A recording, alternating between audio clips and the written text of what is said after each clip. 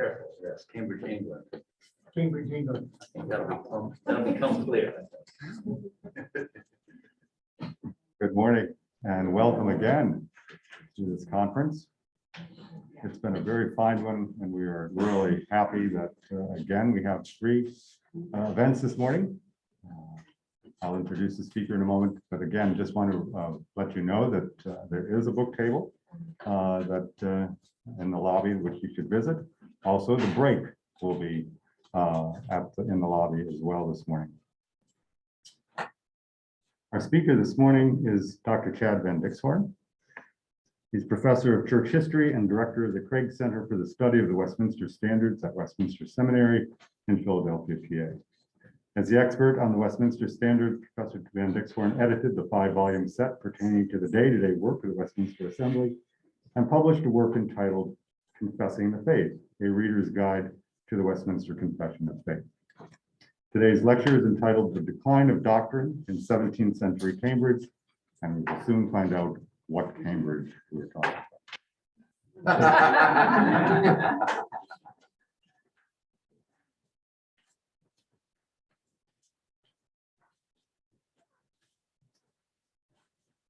Well, good morning. Thank you for being here this morning. It's a delight to be here. I'm really grateful to the organizers for hosting us and me. And I look forward to your questions and comments, which will hopefully help me improve this paper for a future life for the paper, that is, not for myself. The full title of my paper this morning is The Decline of Doctrine in 17th Century Cambridge, or the Wegelian Problem. Academics have long worried about standards of education slipping and sources of endowment depleting. There can be no doubt that John Arrowsmith was a true academic. From 1616 to his death in 1659, he spent more than 30 years in academia, rising from a paying student to a student with a scholarship, to a fellow, master, and university official. There was also no doubt that he worried. Something, it seems, precipitated his decision to deliver a strong defense in favor of the university theological education program, over which he had presided personally since 1651. Something in the mid-1650s led him to address the subject. In declining health, appearing before members of the university and alumni for the last time, Arrowsmith gave what he called his anti-Wegelian orations. I'm grateful to say that my study today draws in large part on a new translation by Dr. David Noe of Arrowsmith's magnum opus, Tactica Sacra, or as we have, after long deliberation, decided to entitle it in English, Plans for Holy War. It's one part of my still developing introduction to Arrowsmith's life, this paper is, and writings, and some of this will feed into that volume. This paper expands on what we know about Arrowsmith's life, and it seeks to understand the Wegelian, or I should probably say Wegelian error that so exercised Arrowsmith in his final years. A second purpose of this lecture is to identify the errorists themselves. Who are they? Throughout this study, I'm seeking to understand Arrowsmith and Cambridge, England, and contested problems in mid-17th century English theological education, either real or perceived. Each of you should have received by this point an outline. My outlines are intended not so much to offer you a guidance and clarity as to give you some hope that it will end. So you can follow along accordingly. John Arrowsmith was born in northern England in March 1602 in the dying years of Queen Elizabeth's reign. A surviving wall plaque in a local church describes in rhyme his father's godliness, and a surviving will written by John Arrowsmith mentions his father's gift to him of a Geneva Bible, given to him in spite of the availability of a King James Bible. Details such as these and others suggest that the Arrowsmith home was a Puritan one, or at least one characterized by a godly piety. What's more, Arrowsmith stuck with it when he was in his early 20s, and the Puritan Fellows of St. Catherine's College, Cambridge, wanted to add to their number. It's significant that they were lobbying for Arrowsmith as their candidate, thus confirming suspicions that he was the warmer, maybe even the hotter sort of Protestant. In continuity with its pre-Reformation purposes, Cambridge colleges principally existed to permit their own fellows to study. What a delightful idea. And Arrowsmith was provided a salary for the purpose of self-study from the college's many gifts and endowments. Following the Protestant Reformation, almost all colleges also became places for the education of the next generation. Fellows added teaching to their studying, usually supplementing their incomes by serving as a tutor. They were also given rooms in which they could live, and if they were like Arrowsmith, Englishmen with Dutch instincts, they would choose to live with another fellow and rent out their rooms to students, yet another source of income. Well, as remains the case in Cambridge today, individual or small group tutoring, often in the professors' rooms, is the heart of the educational system. Students are not required to attend lectures, so professors either spoke to small numbers or they worked harder than normal to make their lectures interesting. Sessions with tutors and attendance on sermons, these were the mandatory part of a Cambridge education, and an Oxford one as well. So even as a college fellow, Arrowsmith was able to impact the generation which was coming and to continue his own studies. In his late 20s, Arrowsmith left the university. There's always a couple people in a room like this who begin to idealize life in early modern Cambridge colleges. And here it's worth mentioning that marriage was permitted only to the master of the college and not to the fellows until the late 19th century. Well, when Arrowsmith finally left his college fellowship, it was probably in order to marry. Certainly it's one of the first things he did once he became a pastor of St. Nicholas Church, England's biggest chapel, in King's Lynn, at that time, England's busiest port. Arrowsmith treated his chapel like a one-man satellite campus. He continued studying and managed to continue his education, earning a BD degree from Cambridge in the regulation 7 years after he had earned his MA. Eventually, he was called to serve as a member of the Westminster Assembly, which is how he crossed my radar. He delayed going, but once he left King's Lynn, he never returned. His wife and 3 of his 4 children had been buried in recent years in Lynn. And when he moved to London, he decided to start afresh. Well, the English Parliament was at war with its king, Charles I, and Americans have always suspected that it has to do with taxes, representation, and problems in religion. And that's correct. Parliament quickly took control of the Navy in their war against the king and the city of London, the seat of government in Westminster, and one of the country's 2 universities.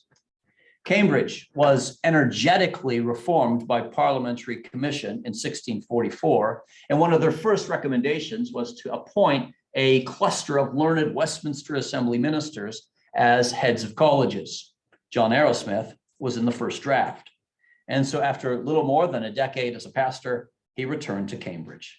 He entered the master's seat in the college chapel in April 1644, and he took an oath of loyalty to God, Parliament, and oddly enough, the Assembly of Divines. He was now a college administrator, and some of you hearing that will think that it's inevitable that he ended his life worrying and complaining. Certainly his administrative tasks were not easy. Further reforms were needed in the college in spite of a good start, and the master was usually overworked. Arrowsmith was a full-time administrator and for a time also a member of the Westminster Assembly, and also at his own choosing a pastor of a London church. Only in 1646, a couple years after starting at St. John's College, was he able to devote all his energies to college teaching and administration. But these were not his greatest worries. The biggest problem was that student enrollment was down. Young men were going off to war. Fathers were reluctant to send sons far away, and prospective students were worried, risking much simply to find a safe way across the country to get to college. As well, Cambridge was not a completely safe place. Colleges were garrisoned by parliamentary troops that didn't always behave. St. John's College, where Arrowsmith had been appointed master, had seen broken windows, stolen money. And at first, one of the courts of the college was used as a prison. until the autumn of 1644. This too, Arrowsmith would manage in time, and under his watch, the army did move out, although it camped just outside the city until 1647, unhappy because it was unpaid. Well, the 1640s brought other problems too, and I don't want to bore you with them all. Cambridge is often windy, can be dreadfully windy in the winter, but significant damage was done to college buildings in the 1640s by great winds. There were tireless and timeless quarrels amongst fellows, trouble dealing with the ex-master's estate, problems with a lack of funds because benefactions to the college dried up during the war, and rental income for housing declined precipitously. And all the while, traditional college taxation exemptions were being eroded. But there are bright spots in all this economic trouble. First, by the end of the decade, the college finally had enough resources for real improvements, decorations in the Master's Lodge, improvements in the college walks, and a major new planting of sweetbriars and honeysuckle to make the college a little prettier. Second, it's heartening to note that no matter how dire the state of college finances, daily wine expenditures for the fellows were able to remain stable. This, no doubt, was one part of Arrowsmith's plan to keep the faculty content, and I bring this to the attention in passing of any administrators who may be present today. Third, Arrowsmith was able to continue his theological studies. Arrowsmith, in fact, was beaverishly busy in the 40s, but there's no indication that he was anything but satisfied with his calling. In fact, he threw himself into more work than was actually required of him, extending his leadership by means of a heavy preaching schedule in the college. He produced a long series of fresh doctrinal lectures in the chapel on Sunday evenings. 30 major loci were treated in what appears to have been an average of about a half dozen sermons per topic. Measuring progress by sermon notes from students, I estimate that the whole of the exercise took him about 6 years to complete. There are other indications that the worries that Arrowsmith would address in his 3 famous departing lectures were unanticipated in the 1640s. For it was a decade which, until in its final year, had treated Arrowsmith reasonably well. For example, Arrowsmith was soon more than the Master of St. John's. In the academic year 1647 to 48, he was elected the Vice Chancellor of the university. He was suitably awarded with a Doctor of Divinity in January of 48, receiving the degree at the same time as some of his close friends who were masters of other colleges. The Vice Chancellorship involved a range of duties, from academic administration to managing perennial disputes between the town and the university, including boring gestures like sitting with the mayor of Cambridge at the town's corporate feast. But these weren't really problems. These were honors for Arrowsmith, and really the first dark shadow over Cambridge life, aside from the painful death of a child, was the January 1649 execution of King Charles I. In Cambridge, town and gown both needed to reckon with the legitimacy of what followed: an emerging republic, a government that declared it would rule without a king and without a House of Lords. Out of tune with national politics, suddenly, Arrowsmith and much of the university's leadership, who had been in favor of a war with Charles, but not in favor of executing him, found themselves in an awkward spot. Throughout 1649, the remaining parliament, called the Rump Parliament, kept an increasingly close eye on Cambridge, and both Presbyterians and Royalists feared a purge of the university by now the Congregationalist-dominated parliament, a purge similar to that which had taken place in the 1640s and had given Arrowsmith his job. Finally, in December 1649, the bad news came up from London. College masters and fellows would, like civil servants and military officers, be required to subscribe to what was called the engagement, a new oath of loyalty or a promise of loyalty to the Commonwealth, now a republic. This was bad news for people like Arrowsmith, but the rump's bark was worse than its bite. Arrowsmith, with many others, was able to get away with promises not to disturb the peace, continual requests for more time to think about it, and other tactics of delay, including personal interpretations of the meaning of the engagement and so on. All kinds of evasion familiar to Puritans after so many decades as a minority existence in the English church. But the oath was just the beginning of the problem. Even after the regicide and the triumph of the Congregationalist anti-royalists, Arrowsmith insisted on keeping men of exceptional talent in the college, even if they were royalists themselves. So what's the point of all this narration of Arrowsmith's academic life? The point is that the 1640s were not easy years, but apart from an excruciating family loss of yet another child, university life was, on the whole, getting better and not worse. These were not years to be worrying about the university per se, for godly men were still in control. In fact, in 1651, Arrowsmith was made the university's Regius Professor of Divinity. For a theologian, an even greater privilege than the lofty administrative post he had occupied a couple years before. And 2 years later, Arrowsmith moved next door to St. John's to take up the mastership of an even larger and more prestigious college, Trinity College, Cambridge. By all appearances then, what I'm saying is that there's little reason for godly academics to have been worried. And yet, by the mid-1650s, Arrowsmith was issuing dire warnings. In poor health, he nonetheless did not focus on sensible subjects like suffering or assurance or perseverance or the resurrection in his final years. Instead, he prepared material for what would have been about 25 hours of lecture on the subject of holy war in defense of truth and against heresy. He had intended a Trinity College chapel series, but his health deteriorated, and rather than abandoning the plan, he put it into print. In some sense, what's even more telling about his concern than this series of lectures is that in spite of his weakness, he was determined to give 3 orations before the university. From his chair on the raised rostrum of the grand old university lecture hall, with his back to the big window overlooking the lawn in Great St. Mary's College Church, he delivered what appeared to have been his final addresses to the university as a whole, at a time when he was so weak that there were no other duties for which he was responsible that year that he was able to carry out. Indeed, if I have the timing right, these orations so weakened him that he would never return to his professorial duties again. And the subject of these lectures, as I've said, was Wegelianism. Valentine Wegel was born in Germany and served as a Lutheran pastor of no real distinction.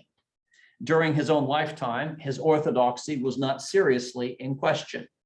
Only after he died were manuscript works discovered, admired, and a couple decades later brought into print. It's for that reason that a 16th century preacher spawned a 17th century sect. Wegel held views in common with German mystics like Meister Eckhart and Tauler. He venerated Caspar Schwenkfeld and attracted interest from followers of Paracelsus, who sought an alternative to the learned medicine of the time. And who can blame him?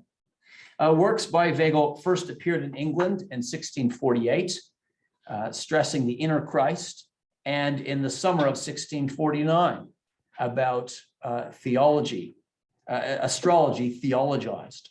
Significantly, the publisher of his works in England was a man named Giles Calvert, also a publisher of Quaker works and of works in the German mystical tradition, or one who had become a publisher of Quaker works, I should say, when they began to be published in the 1650s.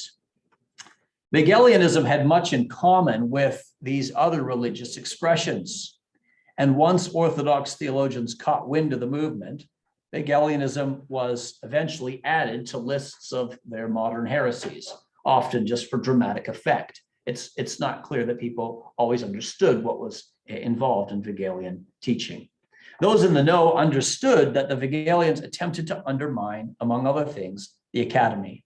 And this was the concern of Arrowsmith's first lecture, which he creatively entitled The First Anti-Hegelian Lecture.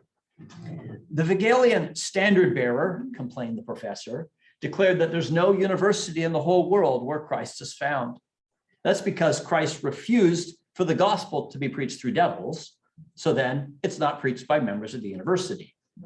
This churlish rudeness of certain men, Arrowsmith said, who oppose the whole liberal education which we enjoy, offers the occasion for the first oration in praise of education and in praise of England's two universities in particular. The Hegelians were opposed to the common mode of university education, perhaps especially to its theological education.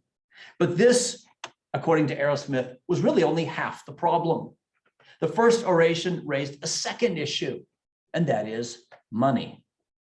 The problem of Hegelian spirited magistrates was with their defunding of the colleges. On the continent, by way of contrast, the people of Transylvania, the Dutch, and the Germans are continuing to found academies, Arrowsmith says. In the Atlantic Isles, the English, in the course of one generation, are permitting the strength of their Athenae to fail. That this is no kind of passing or incidental concern to Arrowsmith is evident from the fact that here the author is at his most insistent. Is it prudent that the magistrate should readily permit the schools of the Reformed churches to be torn down or weakened when all around us the college of the Jesuits are on the rise through papal influence? And again, is that prudent? The money problems enumerated in the first oration included the seizure of college property, and thus a reduction in the university's power to pursue its original purpose through the endowments that were supposed to come through that property. It's often said that one can walk from Cambridge to Oxford without ever stepping off of Trinity College land. Certainly it's one of the wealthiest institutions in the country. And yet, awkward as it was to have the master of Oxbridge's most wealthy college complain about money, Arrowsmith, imagining himself to be the spokesman for both universities, saw financial considerations as prime evidence of the Hegelian problem in England. Certainly, he writes, he said, the liberal arts are nowhere valued less than when, after its benefits have been held out to the studious through a long period of time, college property is unexpectedly removed.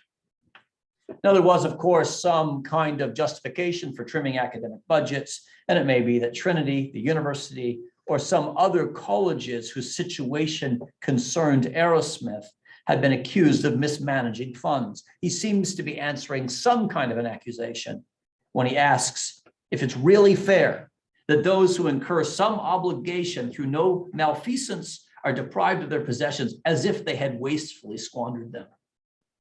Pressures of salaries of worthy fellows was a particular issue. Is it really fair that charitable, deserving men should be punished through the neglect of having their gifts given to the undeserving? But Arrowsmith was also concerned that stipends for capable students were in jeopardy.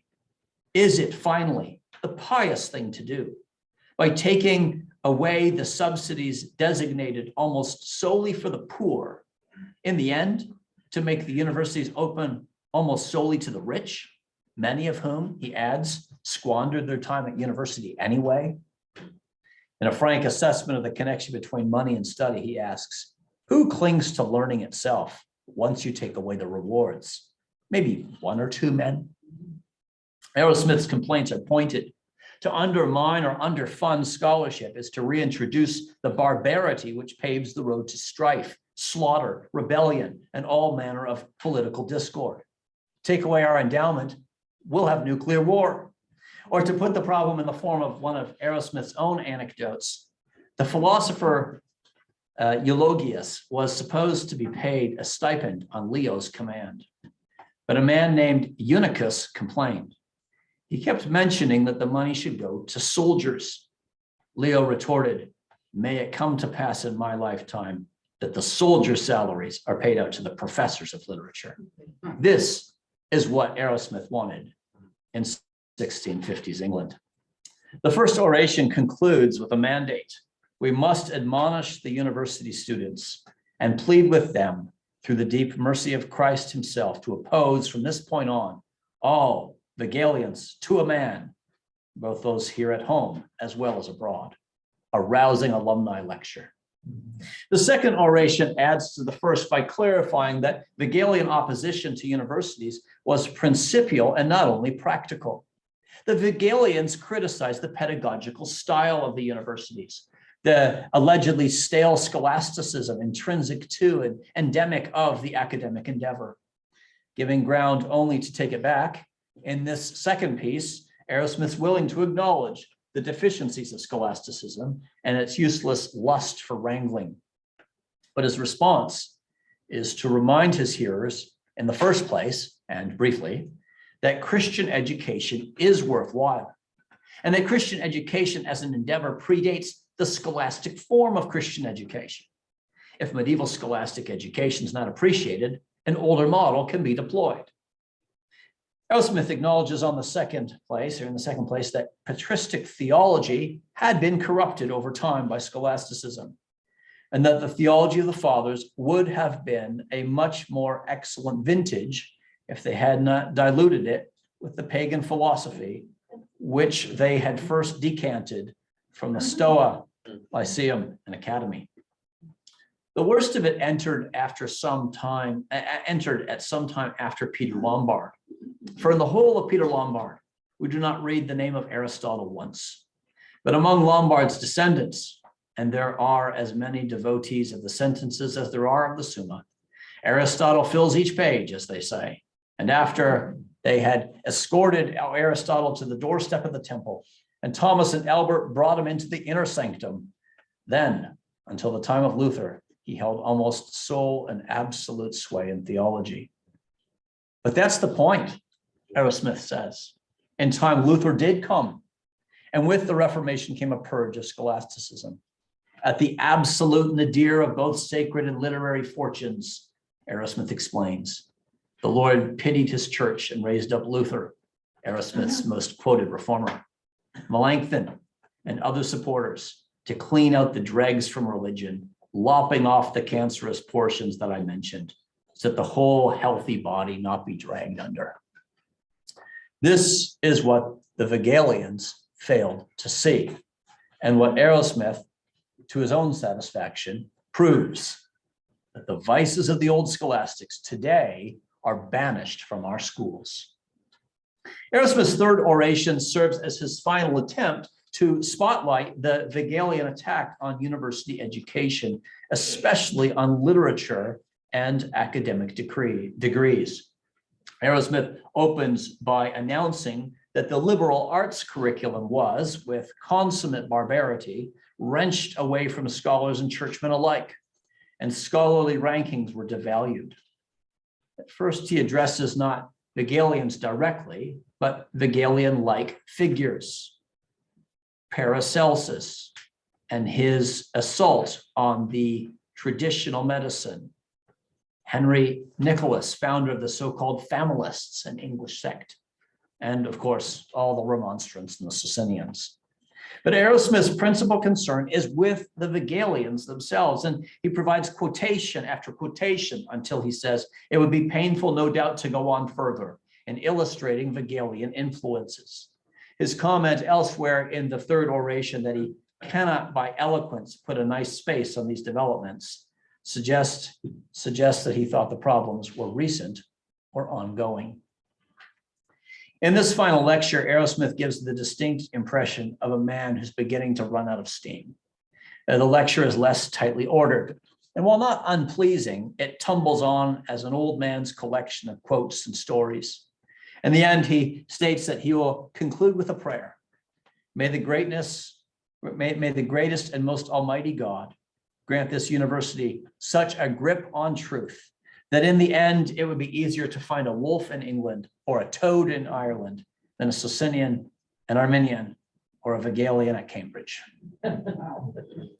Hegelianism has been associated by historians with Quakerism, Rosicrucianism, mysticism, Renaissance Hermeticism, alchemy, the writings of Paracelsus, Christian astrology, millennialism, anti-clerical pietism of all sorts, and in the most recent book-length study of Wegel's thought, religious toleration and progressive thinking.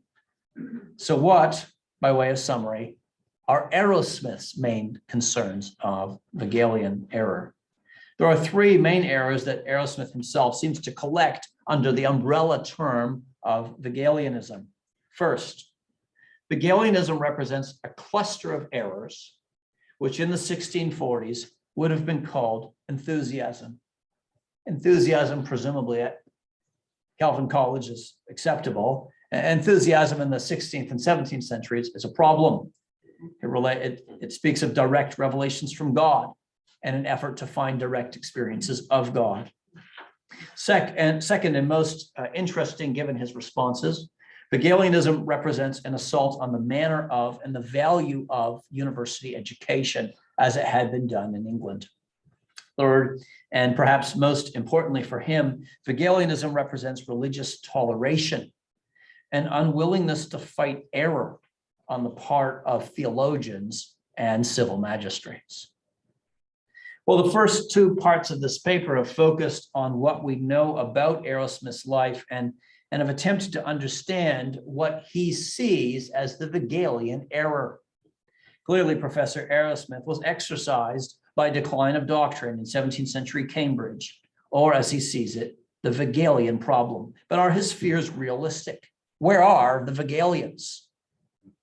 There was always a distance amongst 17th century ministers between perceptions of error and realities. In the 1640s, only a tiny proportion of the population is evidently unorthodox. And yet apologists frequently wrote as though there were heretics behind every tree and church pillar. That said, I find myself proceeding on the premise that these problems are unlikely to be merely products of Arrowsmith's imagination. After all, as J.B. Mullinger reminds us, it would seem to be a reasonable inference that since the lectures were printed by the university press and delivered to a university audience, Arrowsmith's allegation was no mere rhetorical invention on the part of the professor, but appealed to a knowledge of actual facts among his audience. Mullinger reminds us that quite apart from these lectures, there's the book, Tactica Sacra, which also addressed the Hegelian problem. In that book, written to complement his three anti-Hegelian lectures, Arrowsmith worried aloud about the persistent errors of remonstrants and pagans and Muslims, Socinians, the papist religion, and in England, Seekers, Quakers, and Thomas Hobbes.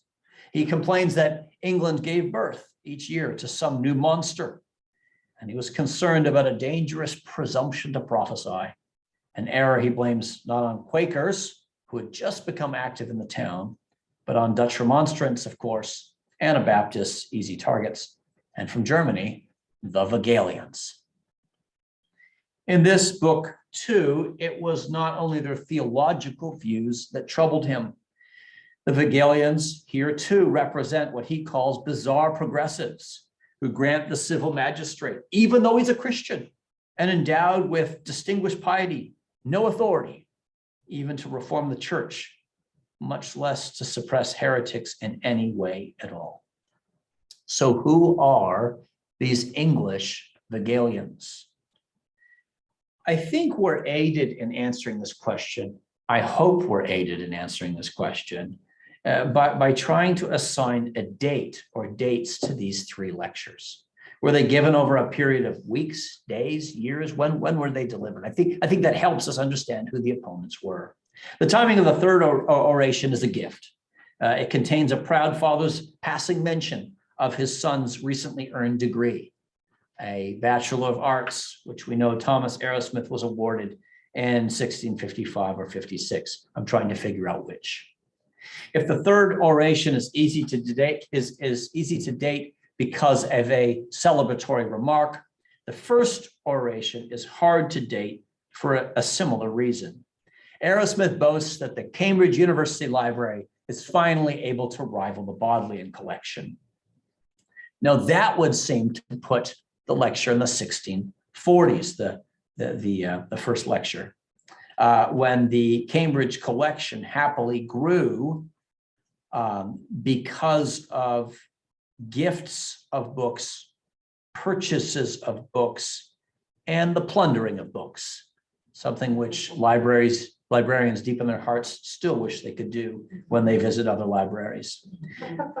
This would appear to date the lecture in the 1640s when all of these books were, in theory, acquired.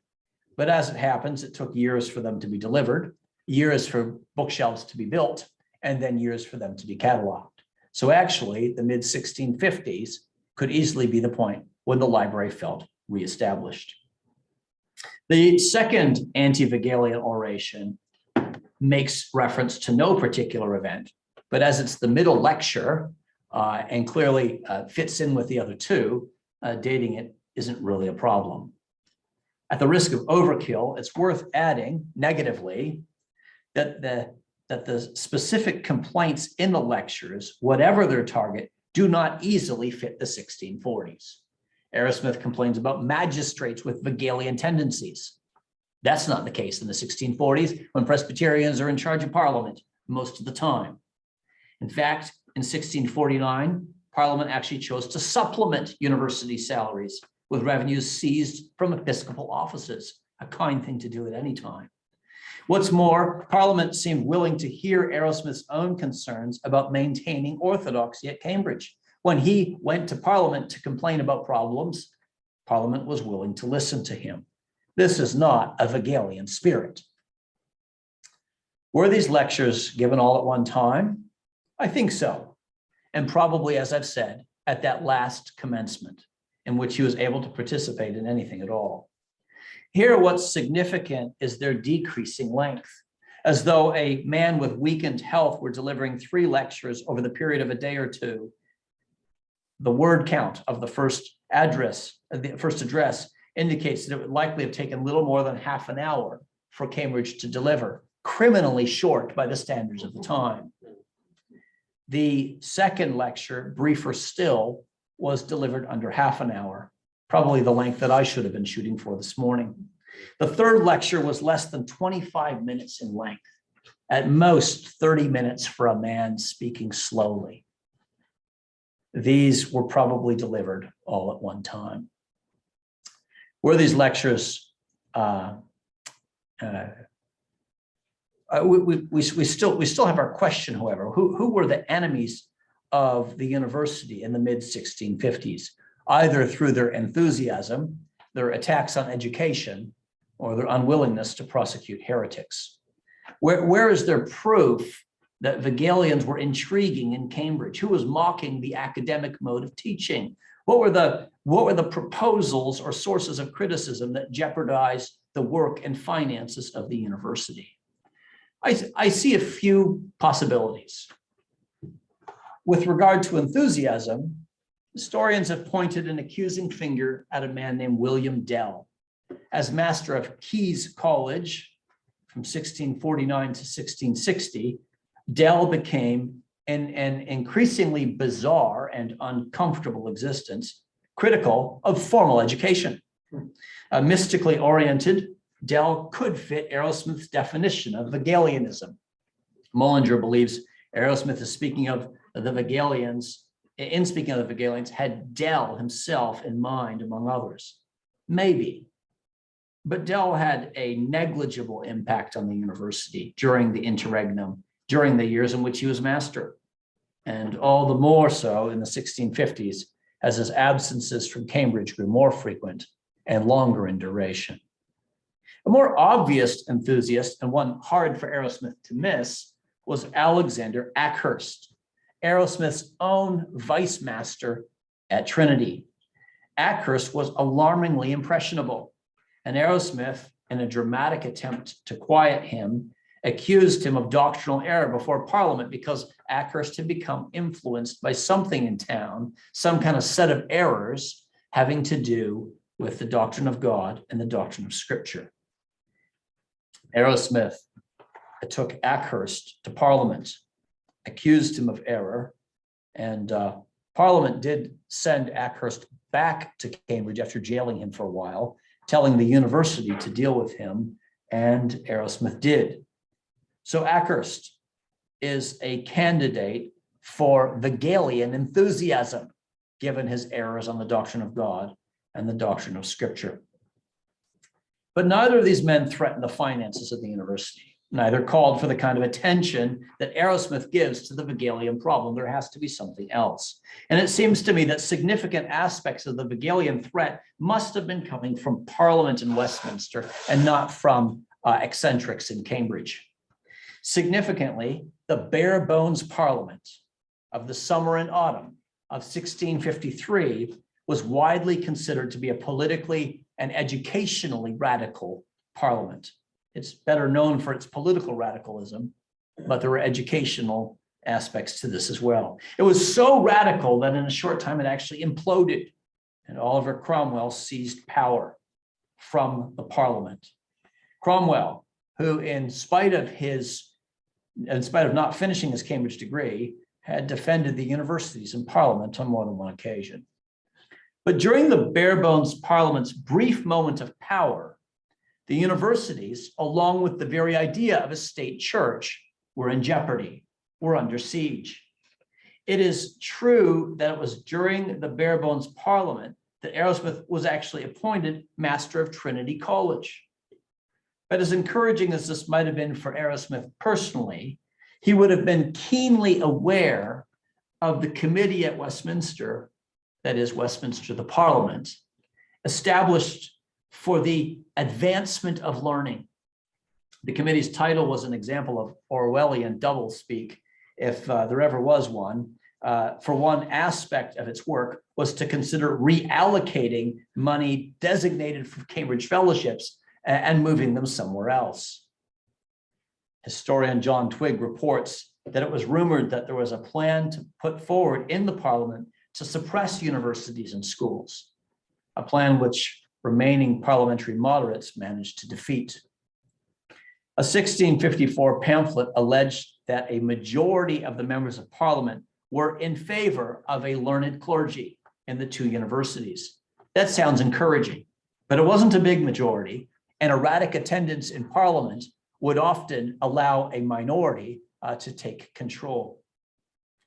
It probably helps my theory that speaking in 1655, John Lightfoot, another Cambridge master, told an audience about his relief and gratitude that the universities had not been destroyed. So who was Arrowsmith worried about?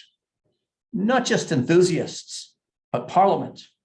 A Parliament that had admittedly just been removed by Oliver Cromwell, but the kind of Parliament that was always possible in the chaos of the 1650s, a Parliament that could come back again, and a Parliament which he might not want to criticize directly.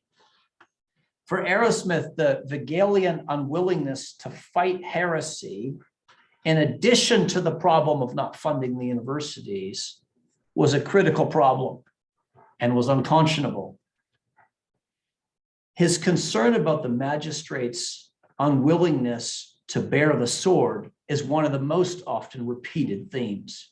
It's against the plain meaning of sacred scripture, the mind of Augustine, the practice of the church, and the clear dictates of reason. And he appeals to the reform of the churches during the reigns of David, Solomon, Asa, Jehoshaphat, Hezekiah, and the other kings of Judah. So what do we know? There is sufficient evidence in 1655 or 56 to warrant Arrowsmith's concern. And of course, we need to leave open the possibility that there were other problems. Cambridge Platonists, a group we won't discuss this morning, had some things in common, or at least had some heroes in common with those in the Hegelian movement. And Arrowsmith and his friend Anthony Tuckney were the university's Holmes and Watson when it came to detecting the presence and problem of Neoplatonism and any kind of problem in the university's educational system. Well, Arrowsmith sometimes stops his wanderings aloud, stops his lectures to wonder aloud if he was beginning to bore his listeners. I've not had the courage to do that myself this morning, but I do believe it's time to end my narrative and analysis with a cluster of observations.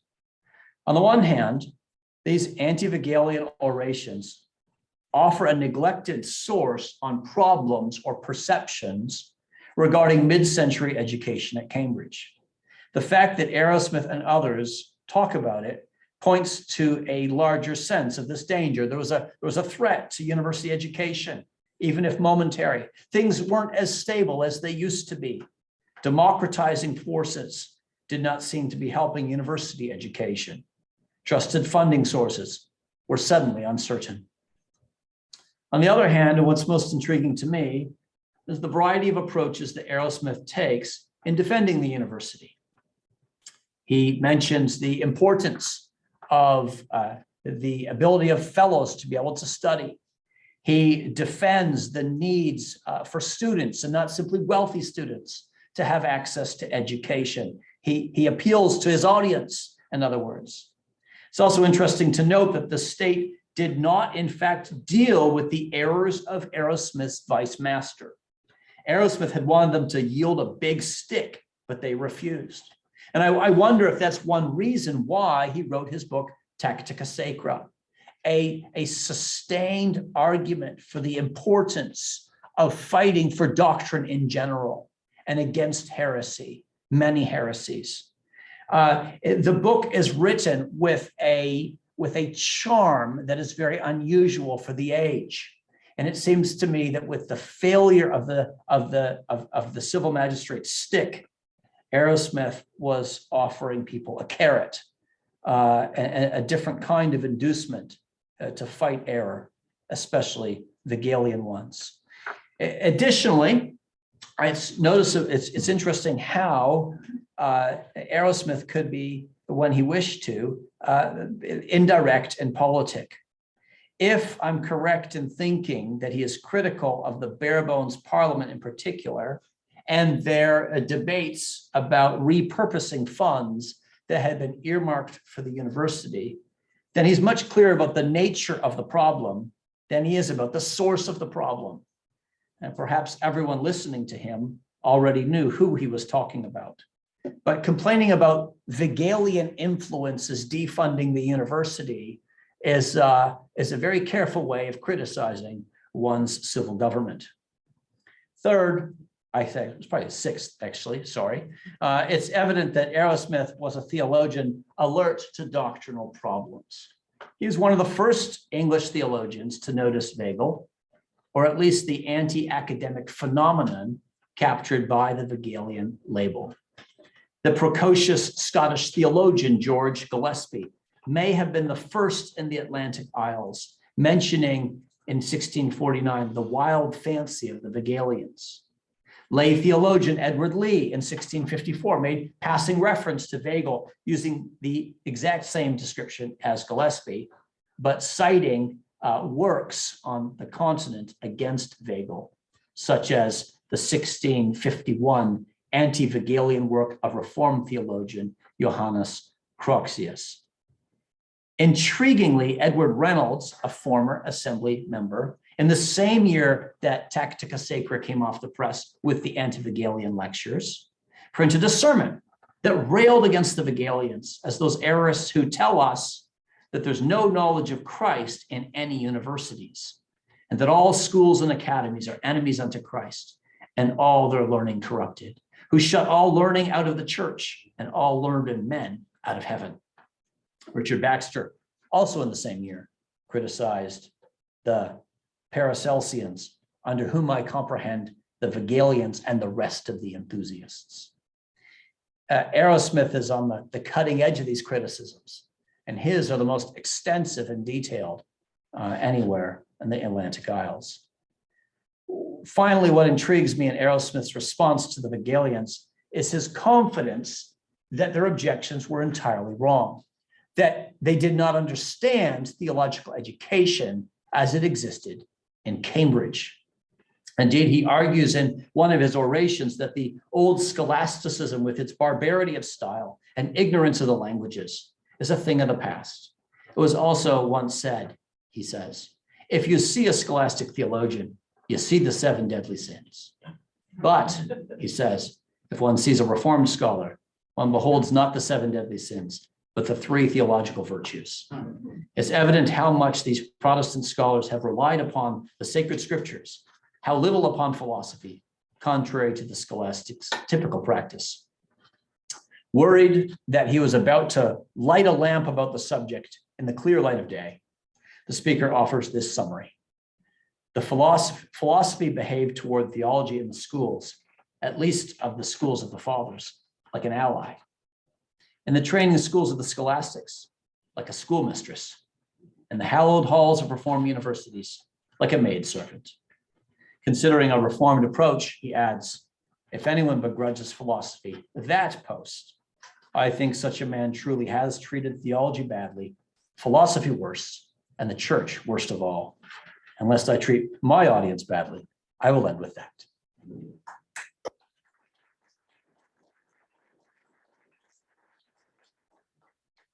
Thank you very much.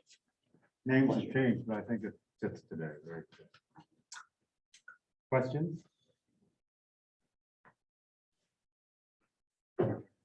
Chad, I was wondering, did you, or had you thought eventually to compare what Arrowsmith is saying there with what Ward and Wilkins are saying in their DPI academic column against Webster, but also Dell?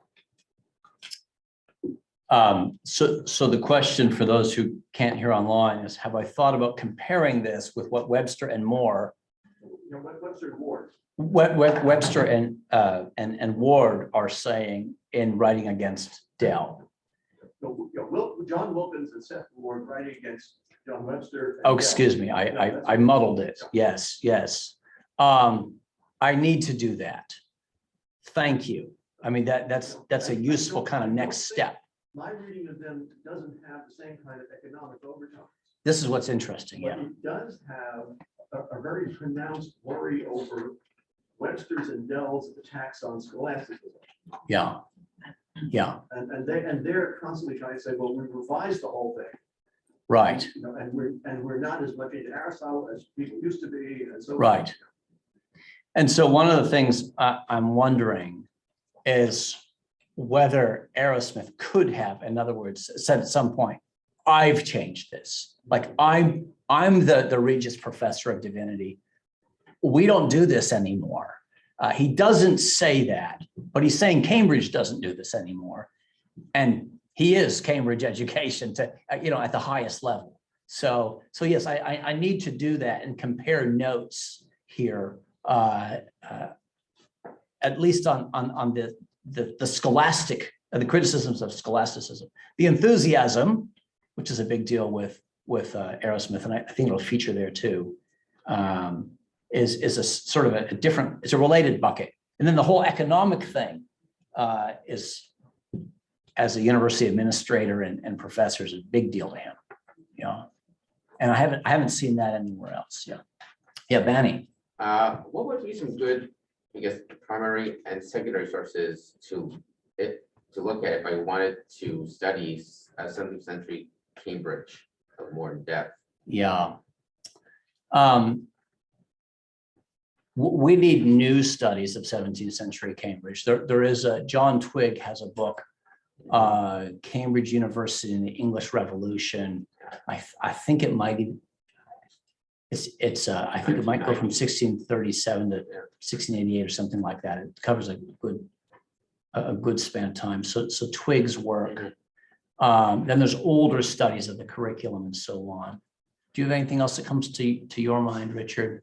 there's the old Costello book. Yeah, right. But that, 50s or something like that. Yeah, it's an area sort of ripe for study, or study from a theological angle. That's not John Twigg's real emphasis. Yes, Corinne. So I wonder if part of the issue here is not so much on defense of this particular kind of academic training, whether the conflict is more about different visions of what higher education or education, even for pastors, might look like. Yeah. In other words, there are competing models of training for clergy, even in this period, in different places. So you can get the academic model, which has largely gone through the Reformation and become the dominant model. On one side, there are other options, the apprenticeship system, that's a possibility. Yeah. Train with a more experienced pastor. Is what's going on here with Arrowsmith a defense of a certain model of education over against any other model of education? In other words, is that what's really at the heart here? Yeah, so that's a good question. He is defending liberal arts education. He believes that the very concept of a liberal arts education is under attack. So it's not just criticisms of scholasticism. He believes that the Hegelian spirit is against an educated ministry, period, and more into sort of direct communications with God and experience of God, in which case these become sort of obstacles along that it's harder to get there with all this in the way. So yeah, I didn't talk much about that, but I think he clearly thinks he's fighting for the very existence of the academy. And again, the rumors circulating about what the bare bones Parliament's trying to do in committee, which is to, consider abolishing the universities altogether, would also give some kind of warning. It's enough to drive multiple academics into a clear panic. Yeah.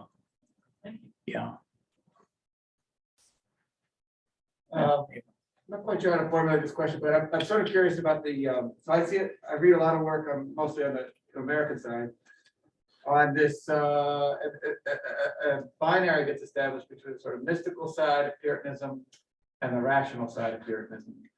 The emphasis on learning that gets embodied in universities, Harvard, so on and so forth. And then the celebration of these mystical dissenters like Anne Hutchinson, who, was also in a way against the universities and so on.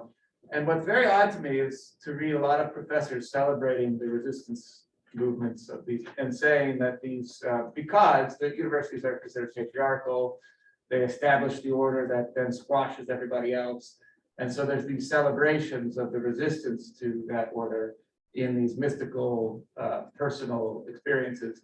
And there's an argument that's often floated out there, which I don't find compelling, but is often stated, that the universities and rational learning was basically opposed to mystical and spiritual experiences. And so I'm just kind of curious in your studies on Arrowsmith and others, what room there was within that for how he talked about religious experience, how he talked about spiritual experience, and whether the kind of studies you've been doing at Cambridge and so on, how they understood. So of course the Vagels are thinking about enthusiasm as direct revelation. Of course that was problematic for a lot of folks. But what was good spiritual experience for them? What was good mystical experience within their own religious tradition still? Yeah. So thank you. So for Arrowsmith in particular, two answers. Tactica Sacra really is not about a life of godliness in any conventional sense. He is principally arguing that God calls us to think about him and know him in a way that honors him, and that Satan's principal goal is to thwart that. And he believes people are losing sight of that. So this comes 2 years. He expounds Ephesians chapter 6 along the way. He starts with Genesis 3:15 and uses that to say the Christian faith is all about an eventual communion with God. So that's interesting. And it's all about warfare. There's enmity. And then he goes through Ephesians 6, but it's nothing like what William Gurnall did with Ephesians 6 2 years before. It's not about a life of piety and godliness, again, in the conventional sense. It's about the piety and godliness of thinking rightly and knowing God rightly. So there's one part of the answer. This particular project has him emphasizing the life of the mind more than anything else. But I think the most persistent theme, if you look at all of his writings, is on the fact that we are designed to experience the blessedness of God, that we're designed to enjoy God. And this is a theme that runs through his Armila Catechetica, a series of loci expounded by him in the St. John's College Chapel, and in the unpublished manuscripts that continue that series. Again, that's the major theme. So he does believe in this pursuit of communion with God and writes about it. And he does touch on it in Tactica Sacra, but that's not his main emphasis here. Of course, there is in the Puritan tradition and outside the Puritan tradition, there's always a pietistic aspect, and one only, and including in university educated persons. One wonders if one aspect of the Cambridge Platonist movement that's coming up at this very time is in some sense maybe a reaction.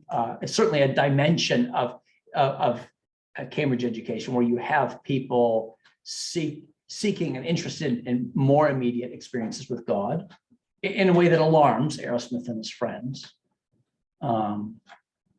And then if I'm to cheat and to go to later history, I mean, John Flavel is a classic example of someone who's a sort of a scholastic, university educated Puritan who goes places, who goes in sort of mystical places, if you will, where I struggle to follow.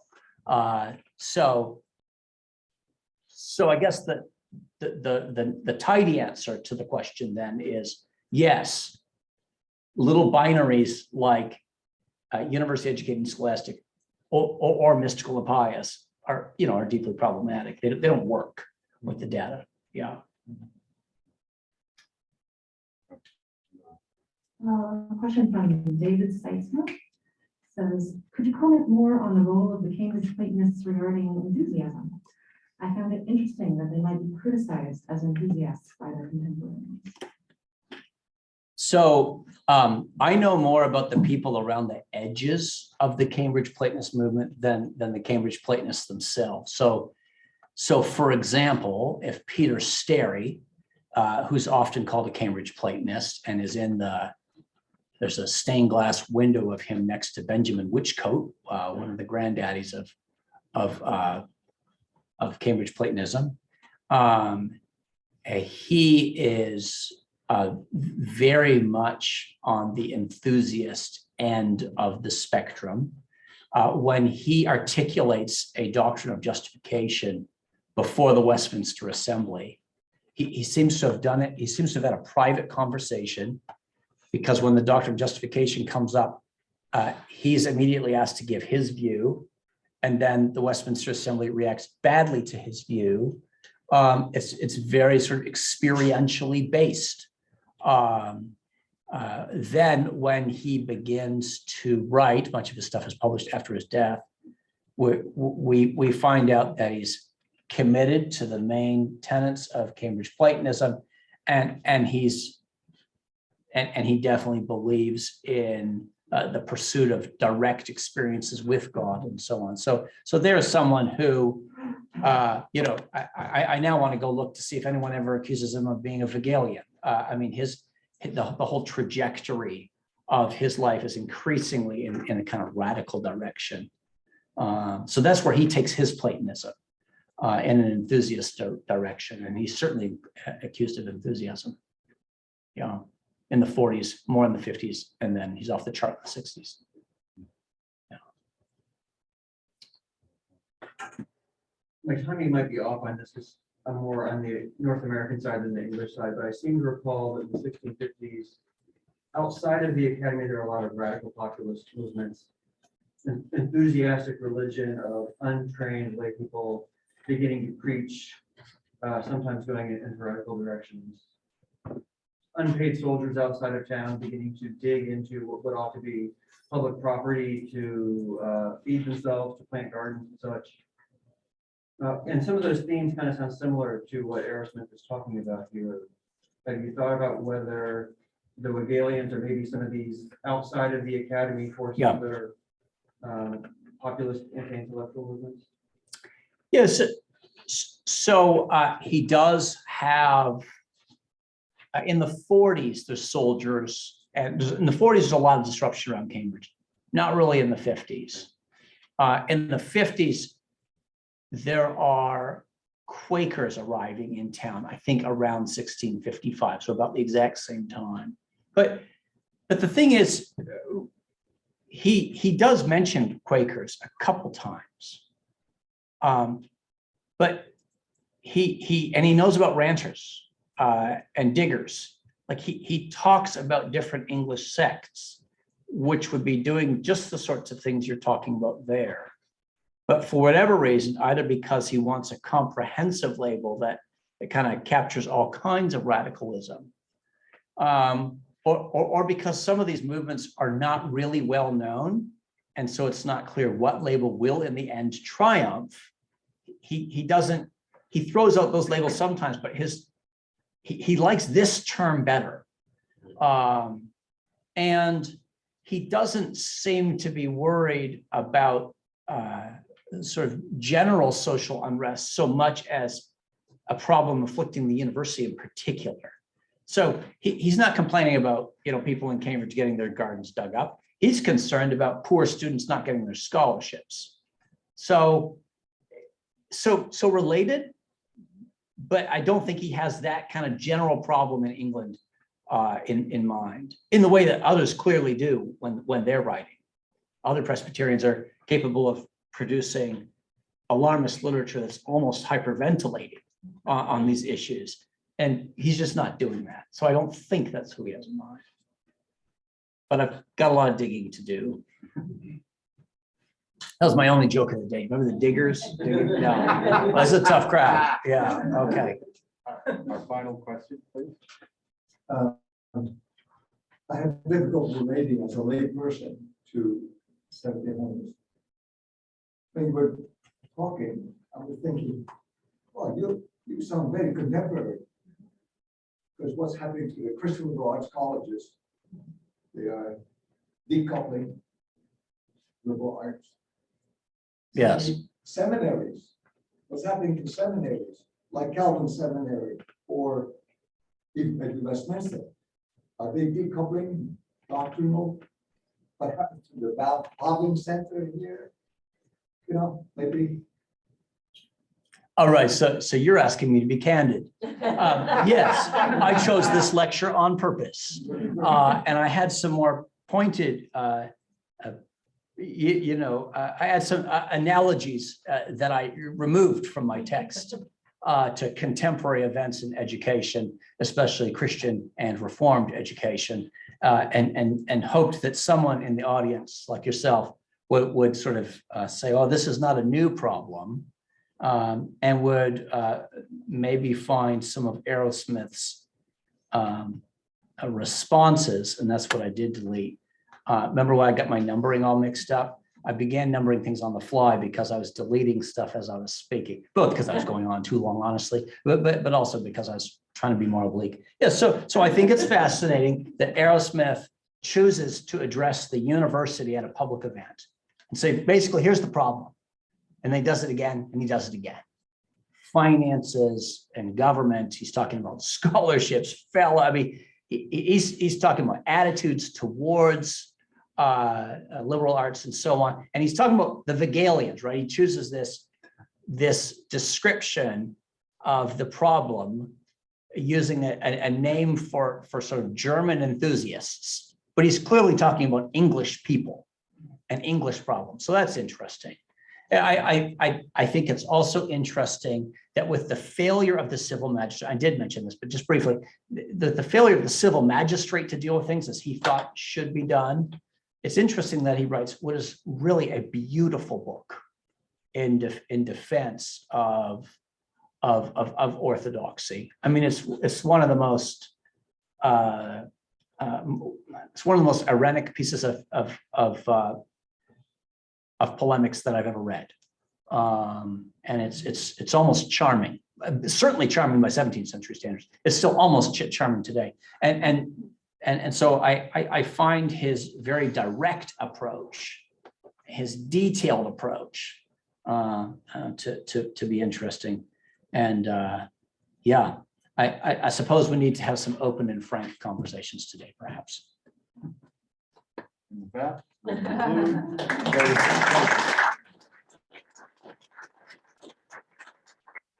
Refreshments are up in the law.